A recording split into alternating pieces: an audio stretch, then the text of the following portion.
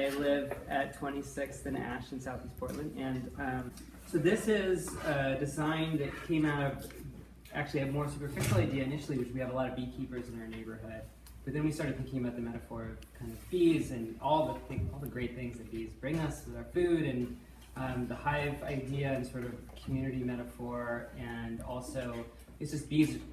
You know, they're in trouble, but they also are very present in every city, in every part of the world, and so it's kind of this idea that nature is there. We often pretend it's not, but it's always there. And so what we're doing, I'm going to pass this around if you want. There's 2 different variations on this. You don't have to touch my dirty phone if you don't want to while you're eating, but you can swipe one direction. There's another variation as well. So it's there's a honeycomb. We're going to make a few different stencils of approximate hexagonal honeycomb things, so it looks organic, so it's not just a single shape. And make a honeycomb shape. There's a bee hive in the middle, and then there are some bees kind of milling around in a it's not going to be quite as circular as that. It'll be a little bit more chaotic.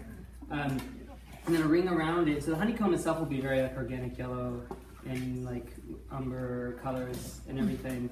And then there's this band, this sort of like the ring of our neighborhood around it, that all the little kids in the neighborhood are going to be painting with all different colors and be all chaotic. So it's like this recognizable structure in this chaos. And then it extends into all 4 streets.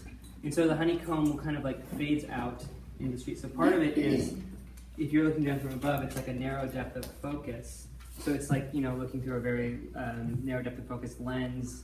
The idea being, again, we're just sort of peeling back the pavement to see just one little area of nature, but it's all around us. So it extends out down the streets.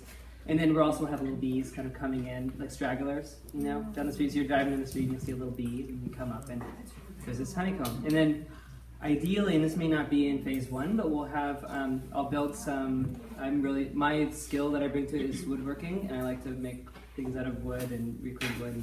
So build a little community, kind of like the community libraries, but a little community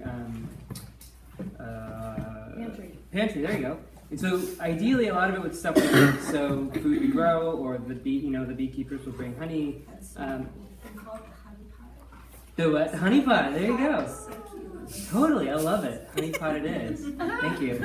And maybe another one across the street from that would be like a skill sharing board and like a very local tool library, or a very local, I have this thing that everyone should not own because I use it 1/2 of 1% of one weekend day, you know, but everyone somehow owns one of them. So ideally do a little bit more of that. And I don't know what the other 2 are going to be yet.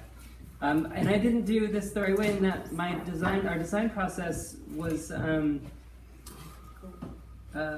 it told us where we are. And I feel like we're in this place where email is king, and we were trying to get everyone in person. We're like, please come meet us, and everyone's welcome. And we knocked on doors and stuff, and then 6 people would be there. There were lots of emails. We're really excited via email. So a lot of the voting and such happened via email, and a lot of the design happened in a smaller crew.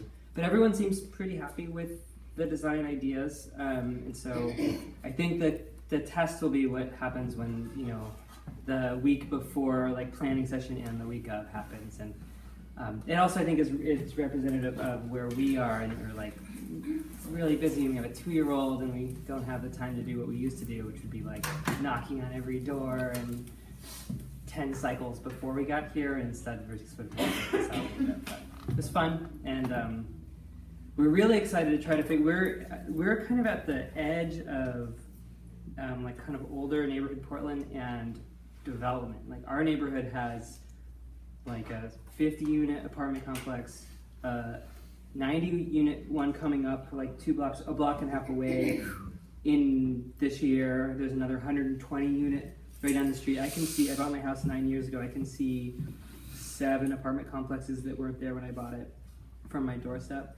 And so, but we don't want to blame the people who are moving into these apartments, and even the developers themselves. I don't know. We need density, but so I hope we can put more time into the knocking on doors to get people from the apartments to come in, so that's not like a division of. So that's the idea that we hope we can achieve. Yeah.